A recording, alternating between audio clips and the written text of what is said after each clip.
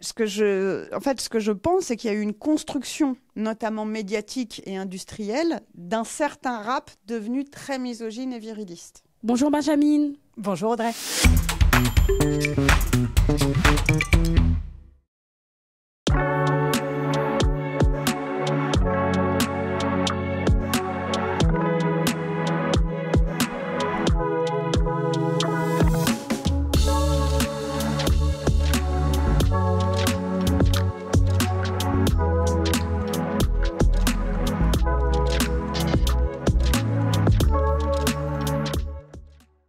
Eh ben, alors, moi, je m'appelle Benjamin Veil, donc j'ai une formation de philosophe. Je travaille essentiellement dans le secteur social et médico-social et notamment en protection de l'enfance depuis 25-30 ans maintenant, 25 on va dire. Et puis j'écoute du rap depuis que j'ai 15 ans et je travaille sur la culture hip-hop et notamment sur le rap depuis une bonne quinzaine d'années. Dans ton ouvrage « À qui profite le sale », tu dis ceci. C'est le rap qui m'apprend à devenir une femme, comme Queen Latifah. Est-ce que tu peux expliquer ce propos ?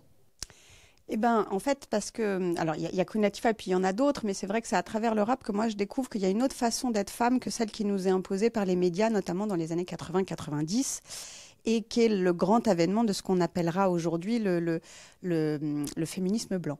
Hein, donc, je découvre quelque chose qui est une autre façon d'envisager la question des femmes et du féminisme à travers plutôt des enjeux, j'ai envie de dire sociétaux, comme les violences conjugales, comme les questions afroféministes aussi, que je vais découvrir à travers notamment Queen Latifah, qui en parle beaucoup dès la fin des années 80, quand elle participe avec Public Enemy à la sphère rap. Donc, pour moi, le rap est tout de suite, il y a des figures féminines, et dans le rap, c'est pas exclusif des femmes, loin de là.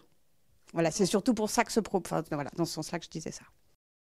Comment s'est faite ta rencontre avec le rap et est-ce qu'il y a une personne qui t'y a initié ? Oui et non, en fait. C'est compliqué parce que ma rencontre... Alors moi, donc je nais en 79, dans le 91. Tout ça va compter quand même un petit peu. Hein. Et donc, je grandis entre Évry et Corbeil-Essonnes. Donc, j'ai accès à la culture hip-hop dans les années 80, mais on est encore très loin, parce qu'on n'habite pas Paris. On est loin de Paris. Le 91 est très loin de Paris. Le RERD n'existe pas encore. On a au moins 1 heure pour arriver jusqu'à Paris. Donc, on n'est pas à Châtelet. Donc, le temps que ça nous arrive, et il n'y a pas Internet à ce moment-là non plus encore trop.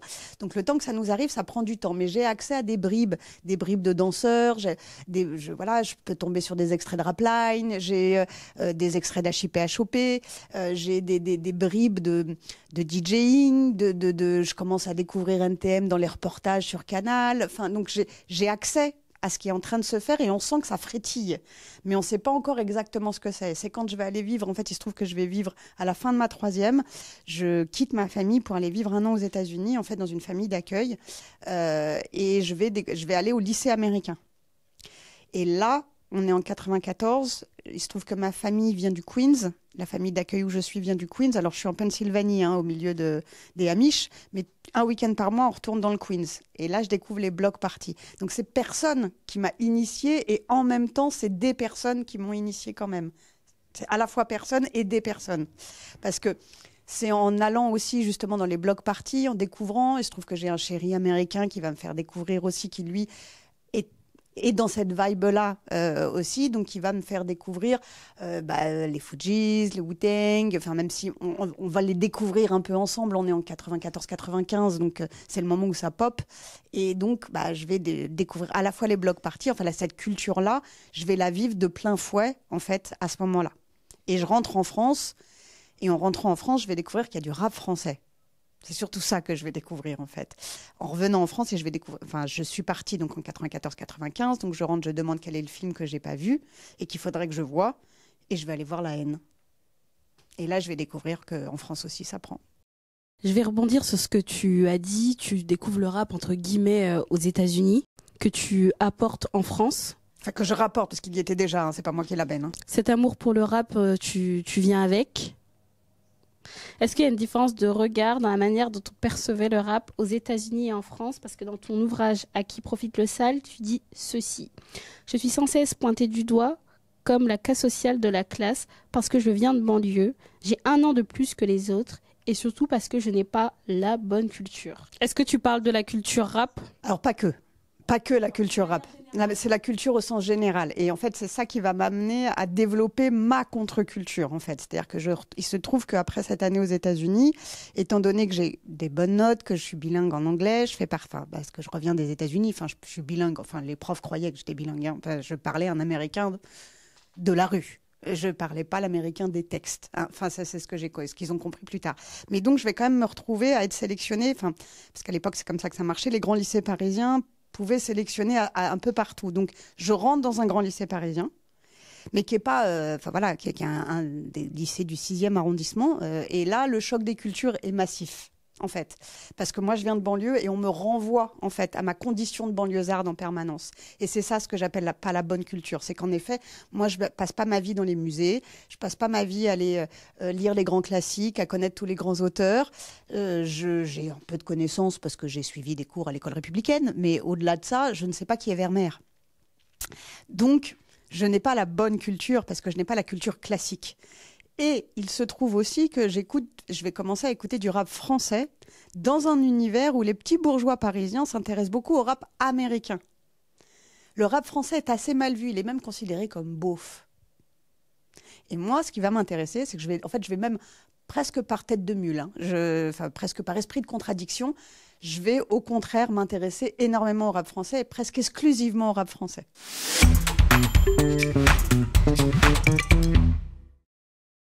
Comment tu te construis à l'école avec toutes ces difficultés et dans un milieu plutôt bourgeois? Quel est ton rapport en fait à l'école? Alors, jusqu'à ce que je parte aux États-Unis, j'ai un rapport à l'école de plutôt bon élève. Donc, les profs m'aiment bien. Enfin, ça dépend lesquels, mais il y a des profs qui m'aiment bien. Mais je suis une bonne élève qui discute, qui papote un peu beaucoup et qui a quelques facilités, aujourd'hui, je peux le dire. Enfin, à l'époque, je ne me rendais pas forcément compte, mais qui faisait que je survolais un peu. Et donc, j'étais plutôt une élève qui adorait aller à l'école pour retrouver ses copines, quoi. Enfin, un peu comme beaucoup, hein, en fait. Hein. Beaucoup de nanas ont ce vécu-là avec l'école. Et que pour moi, l'école, c'était surtout la vie sociale. C'était la vie sociale en dehors de la maison, où là, j'avais le droit d'être un peu moi-même, surtout. Donc, j'ai un rapport plutôt à l'aise avec l'école jusqu'à la 3e, en fait. Où là, je vais commencer à vivre des choses un petit peu plus compliquées, notamment dans les questions de réputation, enfin voilà, les collèges, quoi, les collèges de l'époque. Et donc, c'est aussi une des raisons pour lesquelles je pars à l'étranger. Voilà, je ne vais pas m'étaler dessus, tu n'es même pas obligé d'aller trop loin dessus, tu pourras couper. Hein. Mais voilà, donc je vais partir à l'étranger de ce fait-là. Et quand je reviens, par contre, en France, là, pour le coup, j'ai un rapport à l'école qui a complètement changé. Déjà parce que j'ai découvert le système américain, où le rapport à l'ego n'est pas du tout le même, et où on valorise l'élève. Quand on est français, c'est compliqué, c'est un monde à part. Hein, parce que quand on revient en France, je suis quand même dans un système scolaire. Le système scolaire français dénie toute dimension d'individualité, d'ego aux élèves. Même si maintenant, avec Parcoursup, voilà, le groupe classe n'existe plus. Mais il y a un rapport hiérarchique très fort, alors que moi, j'ai découvert un système où on peut interpeller le prof, où on peut discuter avec eux, où on est dans un rapport d'égalité. Je suis dans des écoles publiques, hein, je ne suis pas dans des écoles privées aux États-Unis. Hein, ça compte, personne ne paye. Donc, tout le monde a le droit d'aller à l'école. Et là, je vais me retrouver dans une espèce d'élite méritocratique, mais qui ne dit pas son nom. Voilà. Et donc, vraiment, c'est quelque chose d'extrêmement violent pour moi. Là, les 3 années de lycée ont été 3 années assez terribles. Enfin, en tout cas, moi, c'est 3 années que j'ai très mal vécues, parce qu'on va sans cesse me renvoyer au fait que je n'ai pas ma place là où je suis. Et que même niveau scolaire, alors que j'ai des capacités, et je le sais aujourd'hui, en fait, niveau scolaire, ça allait. Je pouvais ne pas aller du tout en cours et quand même avoir 17-18, ce que j'ai pas mal fait. Enfin, voilà, mais je pouvais aussi avoir 3-4 quand j'avais décidé de ne rien faire, ou des hors-sujets total. Mais j'avais quand même des vraies facilités, mais j'avais pas du tout le comportement scolaire adapté. J'étais pas du tout dans le moule. Et c'est ça qu'on va me renvoyer, en fait. Et donc, je vais surjouer un peu, comme beaucoup à l'adolescence. On a tendance à surjouer ses tares, ses défauts, enfin ce qu'on nous reproche. Et donc, je vais surjouer un peu la meuf de banlieue et le cassos, quoi.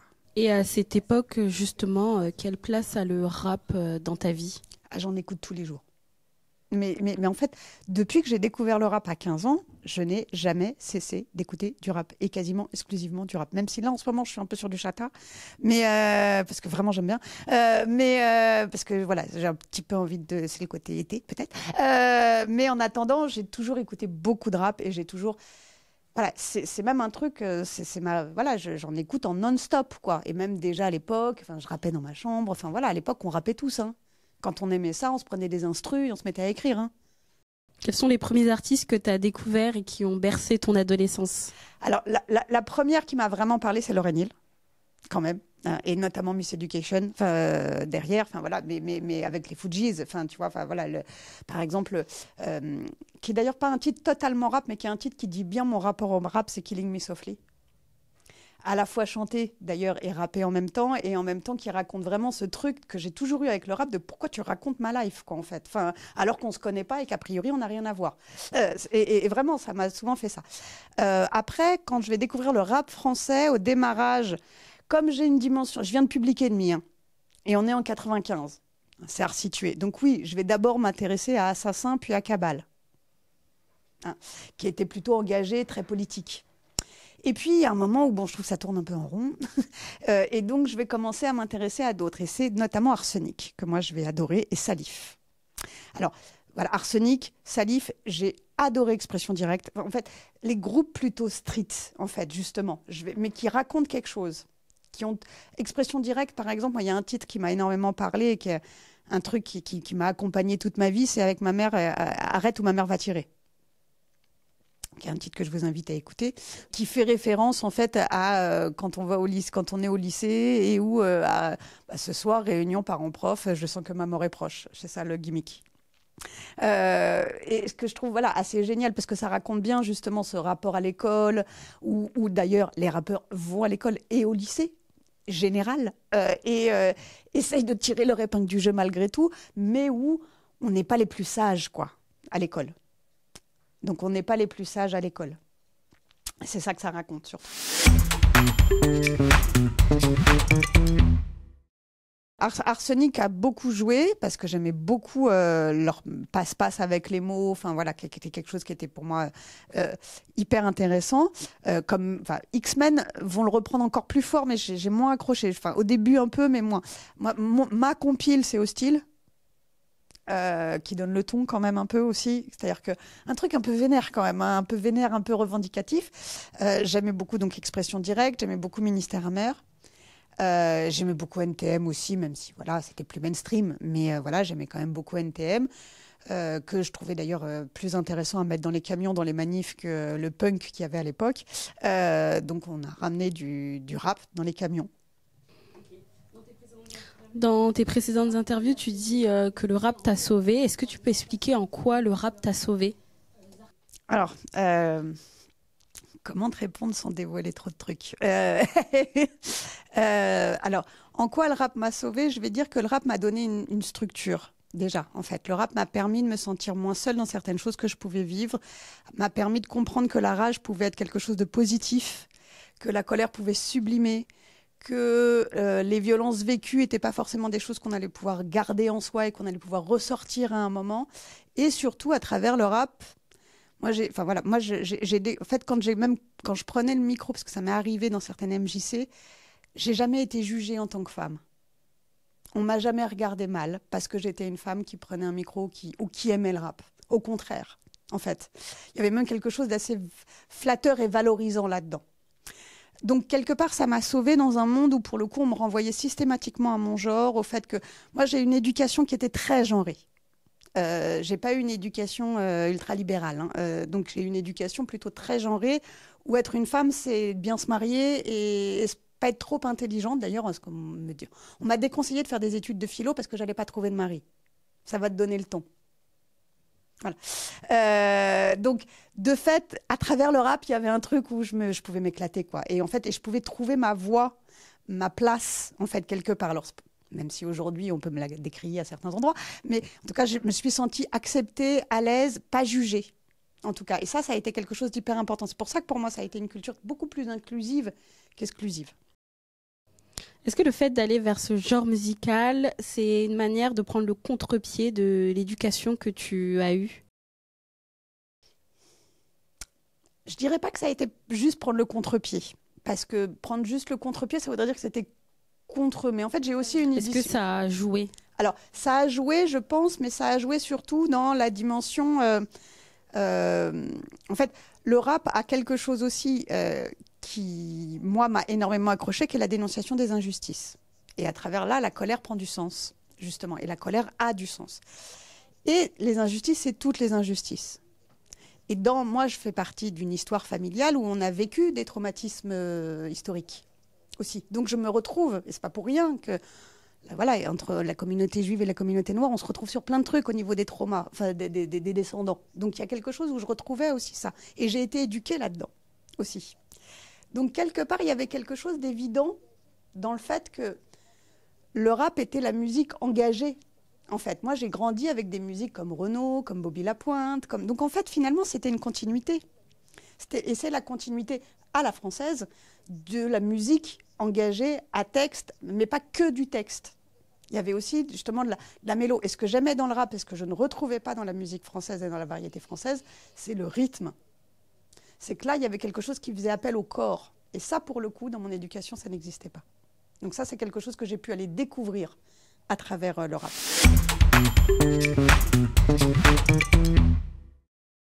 C'est intéressant ce que tu dis justement quand tu dis j'ai pris le micro dans les MJC, donc ça veut dire que tu as fait du rap. Enfin, vraiment très, très, très, très amateur. Et il y a très, très longtemps, il n'y avait pas Internet, donc vous n'avez pas de traces. Je tiens à cette dimension-là. Donc ces propos-là, tu les as de l'intérieur puisque toi-même tu as fait du rap. Et pourtant, le rap est souvent taxé d'être misogyne. Tu consacres d'ailleurs une partie de ton ouvrage à cela qui s'intitule Un sexisme présent comme ailleurs. Est-ce que tu peux en parler? Ils sont même très, très, très souvent taxés d'être misogynes. Et c'est d'ailleurs l'enjeu du livre. C'est qu'en fait, ce que je te disais là, c'est que si j'ai commencé à écrire À qui profite le sale, donc, dont le sous-titre c'est Racisme, sexisme et capitalisme dans le rap... Non, Sexisme, racisme et capitalisme dans le rap français. Mais que c'était quand même pour l'amour du rap. C'est vraiment parce que, justement, il y avait un décalage permanent et que moi, j'ai découvert à partir du moment où je reviens vers la sphère rap, c'est-à-dire que je vais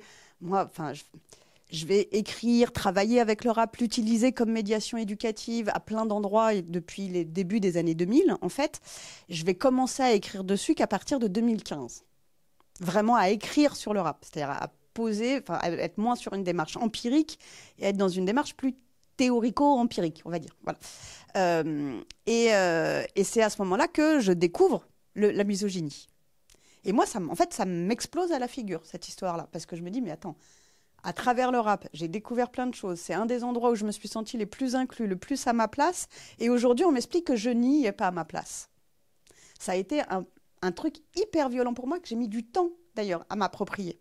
Les 2 premières années, j'ai refusé cette question. En fait, je disais non, arrêtez de me demander si le rap est misogyne, il ne l'est pas, point. Et puis, il y a un moment où j'ai dû quand même un peu me farder cette question parce que je pouvais pas lui... En fait, et là, ma formation philosophique aussi m'a fait me réveiller un peu en disant, il y a quand même un paradoxe là. En fait, toi, tu vis un paradoxe. Tout le monde croit que le rap est misogyne et le présente comme hyper misogyne, voire là, récemment, on a eu même Marine Tondelier qui a expliqué que c'était la culture du viol, le rap dans son ensemble. Et en même temps, il y a des choses qui existent et qui deviennent problématiques. Et en même temps, ce n'est pas du tout ce que toi, tu en as vécu et ce que la plupart des gens de l'intérieur, à chaud quelque part, quand on a une analyse chaude de la chose et pas à froid, le disent. Donc il y a quelque chose à penser forcément. Et c'est là où, moi, derrière, je me suis interrogée sur la construction qu'il y avait entre rap et féminisme. Et quand on dit construction, on dit déconstruction possible. Parce que tout ce qui est construit peut se déconstruire. Donc, à partir du moment où c'était construit, ce n'était pas dans la nature du rap, non plus. Et moi, je ne peux pas dire que dans la nature du rap, il y ait de la misogynie. Par contre, il y avait dans les années 80-90 de la misogynie comme ailleurs. Mais par exemple, si j'ai été plus à l'aise dans les soirées rap que dans les soirées punk, que j'ai moins fréquentées, mais quand même que j'ai pu voir, ou rock, c'est qu'il y avait plus de femmes, en fait, dans les soirées rap que dans les soirées punk ou rock. Et en plus, à la décharge, c'est qu'il n'y avait pas toujours autant d'alcool. Donc on était un peu plus safe, quand même. Et d'ailleurs, il y avait aussi une représentation, j'ai envie de dire, où on n'était pas forcément là pour draguer les meufs. Enfin, en tout cas, les gars n'étaient pas forcément là pour se faire des meufs. Voilà, c'était plutôt pour partager un moment ensemble. Est-ce que tu peux parler justement de cela, du regard qu'a la société française sur le rap et les rappeurs qui sont souvent taxés d'être misogynes et sexistes? Ben, ce que je pense, c'est qu'il y a eu une construction, notamment médiatique et industrielle, d'un certain rap devenu très misogyne et viriliste. Oui, aujourd'hui, il y en a un, mais je ne dirais pas que le rap l'est. Parce que le rap, déjà parler, enfin voilà, comme j'aime bien le dire aussi, enfin quelque part parler du rap comme d'un ensemble, c'est déjà l'essentialiser, c'est déjà mal le traiter, c'est déjà le caricaturer. Parce que, et de la même manière que de parler du féminisme ou de la femme, en fait.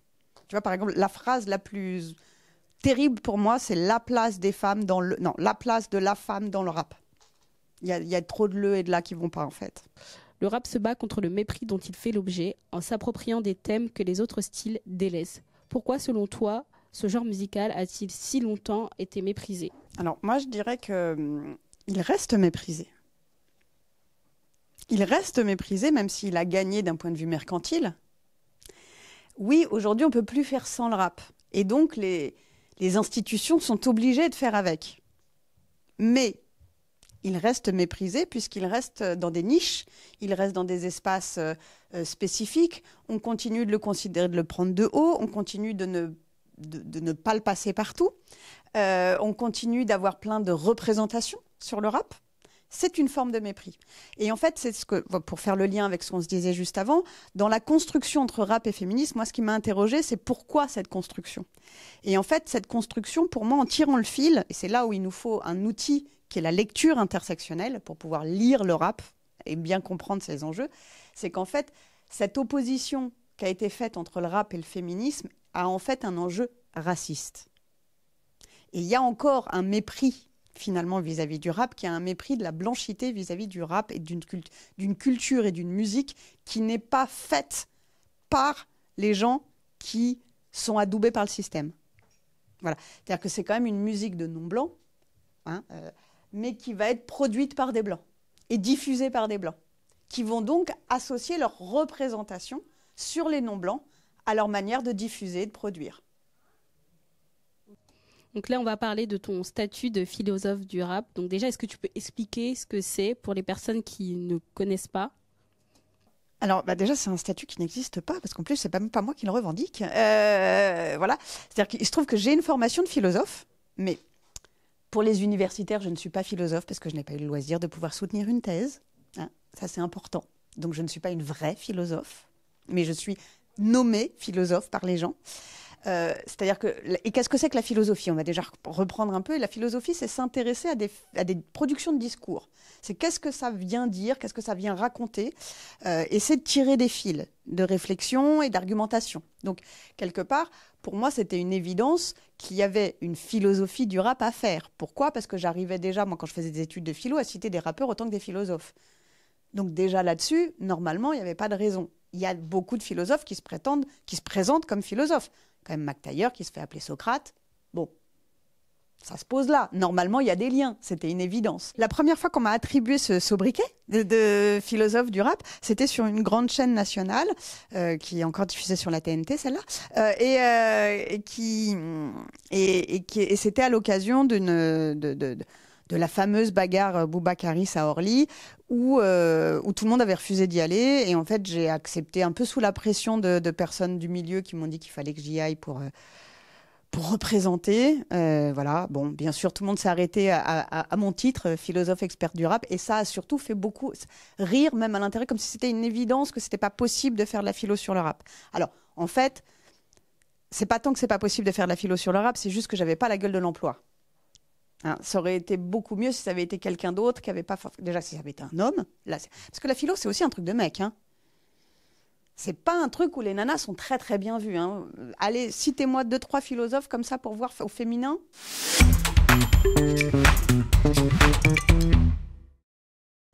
Et au-delà de ça, est-ce que tu ne penses pas que c'est antithétique d'avoir un peu ces deux mots les uns à côté des autres? Par exemple, le côté philosophe, c'est plutôt du côté intellectuel et rap plutôt du côté populaire. Comme tu dis bien, en effet, il y a en fait cette réunion entre les deux mondes, mais c'est surtout cette idée que en fait, le rap ne mérite pas qu'on fasse de la philo dessus. Et d'ailleurs, c'est ce qu'on m'a beaucoup reproché. Hein. Les grands intellectuels qui m'attaquaient me disaient que j'intellectualisais trop les rappeurs et que je voulais trop les rendre intelligents alors qu'ils ne l'étaient pas. C'est quand même hyper condescendant, déjà de les mettre tous dans le même panier alors qu'ils ne les connaissaient aucun. Et qu'il y a de l'intelligence, il y a de la bêtise aussi, hein, comme partout. Hein. Tous les rappeurs ne sont pas intelligents. Il ne faut pas non plus... mais ce n'est pas pour autant que cet art ne produit pas de l'intelligence. Et moi, comme je dis souvent, tous les arts, même les plus laids, ont été mis en avant. Quand Duchamp il met des urinoirs souillés sur la place publique, tout le monde trouve que c'est de l'art. Mais par contre, quand Jul fait très organisé, là, pour le coup, c'est plus de l'art. Ça devrait nous interroger sur le mépris de classe même. C'est même au-delà. C'est vraiment un mélange de racisme et de mépris de classe. C'est-à-dire de considérer que par principe, les pauvres, qui sont les habitants, enfin, voilà, et comme en plus il se trouve que pauvres et non blancs, c'est un petit peu rapproché aujourd'hui, souvent, dans les esprits, hein, c'est pas forcément vrai d'ailleurs. Hein. Ça c'est aussi des représentations bien ancrées. C'est comme si voilà, les pauvres ou les non blancs n'étaient pas en capacité de pouvoir produire de la culture. Et la philosophie, il y a quand même une discipline dans la philosophie qui s'appelle l'esthétique, qui consiste quand même à travailler sur l'art. Donc ça dit bien qu'en fait, de refuser le titre de philosophe du rap, et de le refuser, alors pas qu'à moi, mais de le refuser par principe, c'est refuser au rap le fait du statut d'art, en fait. Et le rap est un art comme les autres. Mais comme le dit Ben PLG très bien, on est un rappeur, on n'a pas besoin de se dire seulement artiste ou musicien. Être rappeur, il n'y a pas de honte. Quand est-ce qu'a commencé votre engagement pour le rap? Est-ce qu'il a commencé à l'âge de 15 ans quand vous avez découvert ce genre musical ou bien après? Et quelle est la thèse que vous défendez aujourd'hui? Alors, je dirais que mon engagement pour le rap, oui, en effet, il a démarré dès mes 15 ans parce que j'ai saoulé mon entourage, mais d'une force, et j'ai convaincu un nombre de personnes sur le rap qui me le prenaient de haut, où c'était une mission de vie, quoi. C'était une vocation, mais rien à voir avec les médias. Absolument pas dans la lumière, que dans l'ombre. Mais je suis assez à l'aise dans l'ombre. Moi, à la base, j'étais plus à l'aise dans l'ombre que dans la lumière. J'ai été mise dans la lumière plutôt malgré moi, en fait. C'est pas un truc que j'ai souhaité. Mais voilà, maintenant, je sais, c'est comme ça que ça marche. Voilà, j'ai accepté d'utiliser les réseaux, mon image, tout ça pour pouvoir développer davantage. Mais mon engagement, il date de mes 15 ans et j'ai été dans tous les concerts, j'ai soutenu tous les artistes que je pouvais, toutes les occasions. J'allais dans toutes les MJC, j'allais dans tous les open mic. Enfin, vraiment, j'ai été une vraie activiste de mes 15 à 25 ans. Après, il se trouve que j'ai été maman très jeune, donc j'ai aussi pas pu tout le temps en faire ce que je voulais. Et j'ai ensuite été plutôt à utiliser le rap comme médiation éducative. Par exemple, entre 2005 et 2015, je vais plutôt l'utiliser comme médiation pour le mettre en avant dans le travail social. Enfin, je l'ai utilisé avec des jeunes. Donc, c'était une autre façon d'être activiste aussi, mais quand même de diffuser quelque chose. Et ce n'est qu'à partir de 2015, donc là, ça fait 10 ans, en fait. C'est pour ça que ça fait plus... J'ai du mal à dater, en fait. Mes 15 ans, ça fait 30 ans, mais à 15 ans, je ne suis pas en train d'écrire dessus, quoi. Enfin, voilà. Donc, voilà. Mais je l'utilise... Déjà, quand je fais mes études, je suis déjà avec le rap, en fait. Et j'utilise déjà du rap et je travaille quelque part dessus en même temps. Parce que je travaille en plus sur l'histoire des sciences, l'histoire de la pensée, sur comment on peut penser quelque chose à un moment. Et donc, quelque part, régulièrement, je vais aller retravailler avec du rap sur tout ce qui est... Parce que c'est le rap qui m'apprend les traumas historiques qu'on n'apprend pas en livre d'histoire, en fait. Donc, qui va m'amener des choses. Mais donc, je vais commencer qu'en 2015 à formaliser tout ça et à tirer un peu les fils que j'ai tirés de manière empirique jusque-là et en faire quelque chose qui va devenir vraiment une façon d'ouvrir la porte à, oui, une vraie discipline de philosophie, même si, à la limite, je fais de la philo pragmatique, moi. Enfin, c'est-à-dire que mon objectif, c'est pas de créer absolument du concept, comme dirait Deleuze. Moi, mon objectif, plutôt d'analyser des faits de société à la Merleau-Ponty. Donc, je suis plutôt une caisse enregistreuse du sens. C'est ce que d'ailleurs Merleau-Ponty explique dans l'éloge de la philosophie, c'est que pour lui, la fonction du philosophe, c'est d'enregistrer le passage du sens. Moi, c'est ça que j'essaye de faire avec le rap. C'est-à-dire, j'essaye d'enregistrer le passage du sens. C'est-à-dire, les artistes enregistrent leurs morceaux. Moi, j'essaye d'enregistrer où est-ce que ça fait sens. Et qu'est-ce que ça nous raconte? Vers quelle direction ça nous amène? Et justement, on voit ton engagement et ton amour du rap dans cette phrase. J'ai écrit sur le rap et ses enjeux. Sans relâche, j'ai défendu sa dimension esthétique, thérapeutique et citoyenne. Bref, le rap, c'est mon dada. Et les critiques n'y pourront rien changer. Est-ce que tu reçois encore des critiques aujourd'hui? Tous les jours. Ah, j'ai des critiques tous les jours. Ouais, merci. Alors, j'ai plein d'exemples. C'est-à-dire que dans les critiques que j'ai, c'est que je suis trop vieille. Donc, je suis la mamie woke. En plus, j'ai une vision trop woke du rap. Alors, c'est déjà le terme woke. Il va falloir, enfin, voilà, c'est quand même un terme déjà bien problématique. Hein, voilà.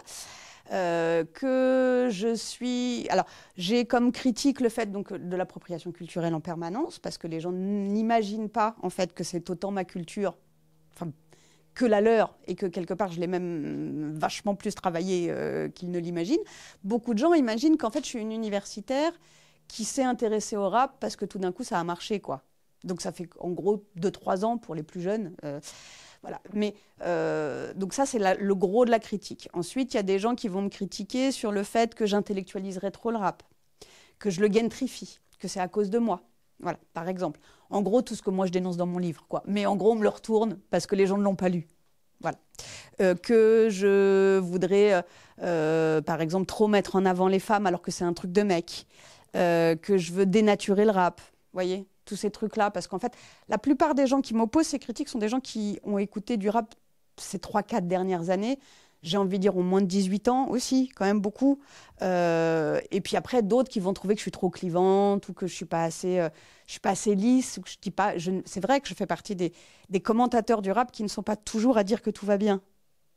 Donc, de fait, je dérange parfois un petit peu parce que c'est quand même un monde médiatique où l'idée, c'est surtout de ne pas être clivant et de pouvoir avoir tout le monde qui vient. Et donc, oui, bah, moi, parfois, j'estime que voilà, un agresseur, on n'invite pas.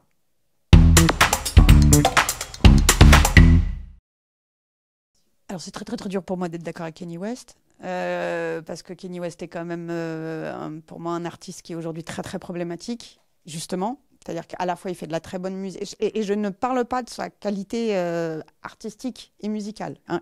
C'est un grand artiste, c'est un grand génie, mais c'est pas pour autant que c'est quelqu'un de bien. Et c'est pas pour autant que ses propos, je vais m'y retrouver. Voilà. Alors, sur ce propos, je suis obligée de mettre cette... voilà. Sur ce propos-là, donc les rappeurs sont devenus les nouvelles rockstars. C'est ce qu'on pourrait dire en France, c'est la nouvelle variette. Et ce qui s'entend aussi beaucoup. C'est-à-dire que oui, aujourd'hui, c'est les rappeurs et les artistes... Moi, je vais même dire les artistes rap, parce que je préfère les... Comme ça permet de mettre du féminin et du masculin à l'intérieur. Les artistes rap sont aujourd'hui ceux qui vendent le plus. Donc, c'est ceux qui vont être les plus regardés, les plus mainstreamisés, les plus streamés, comme une rockstar, en fait, quelque part. Et donc, en effet, un show de rap, c'est un show de rockstar. Ce qu'on appelait les rockstars, c'était vraiment ceux qui vendaient des disques d'or à tour de bras. Enfin, voilà. Et c'est une réalité. C'est le rap qui a pris cette place-là aujourd'hui.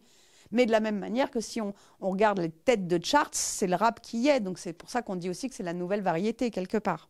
Ou la nouvelle pop, comme certains aiment bien le dire.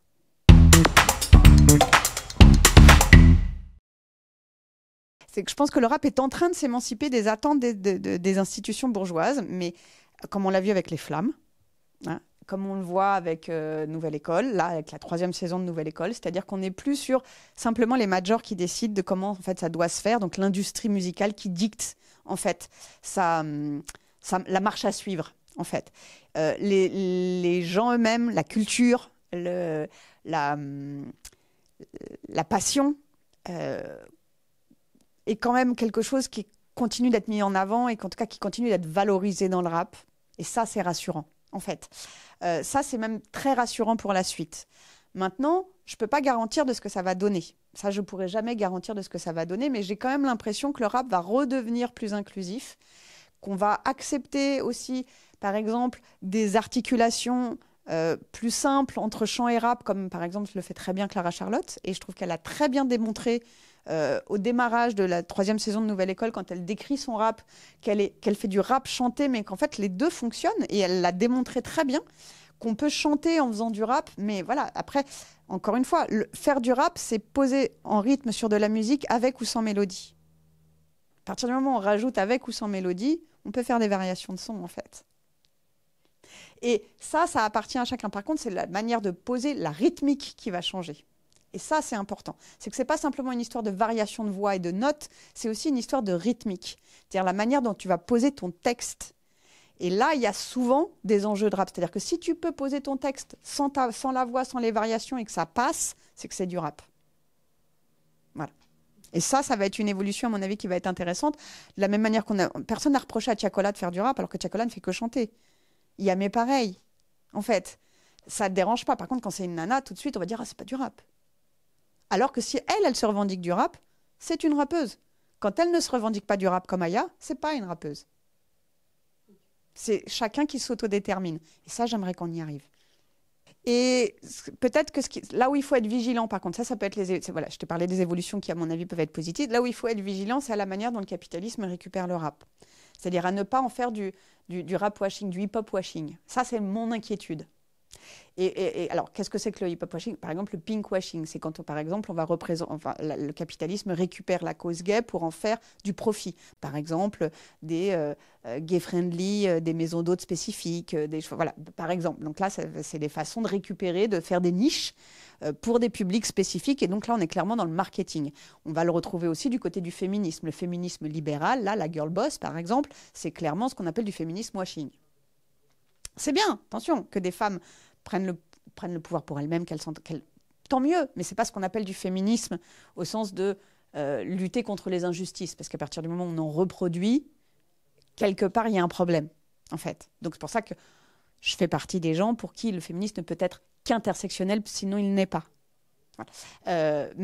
Et pareil pour l'antiracisme, qui quelque part ne peut pas aller sans le féminisme, parce que sinon on va reproduire une forme de patriarcat qui dessert aussi, en fait, qui génère des inégalités et qui dessert aussi les personnes racisées.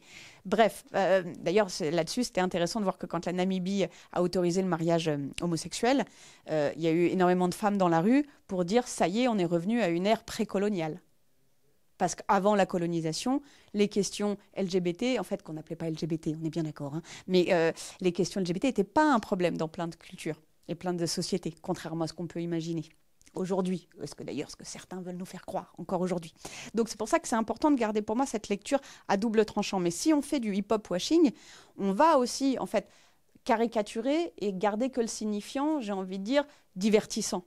Et c'est ce qui a déjà été fait. Quand on a eu pendant une dizaine d'années, toute la décennie 2005-2015, où on a entendu partout le « c'est pour la culture » avec une petite ironie, un petit sourire en coin, de certains journalistes rap, qui en fait ne travaillaient plus du tout pour la culture, mais pour se faire leur propre carrière, pour le coup, ça, c'était déjà du hip-hop washing. Et ça, c'est le danger qu'il peut toujours y avoir. À partir du moment où le capitalisme, où il y a de l'argent qui rentre en jeu, où on peut faire carrière, le risque, c'est de vouloir écraser les autres, donc de vouloir toujours tirer son épingle du jeu. Et c'est pour ça qu'il faut toujours se méfier du capitalisme qui travaille toujours en sous-main. Merci beaucoup. Merci à toi, Audrey.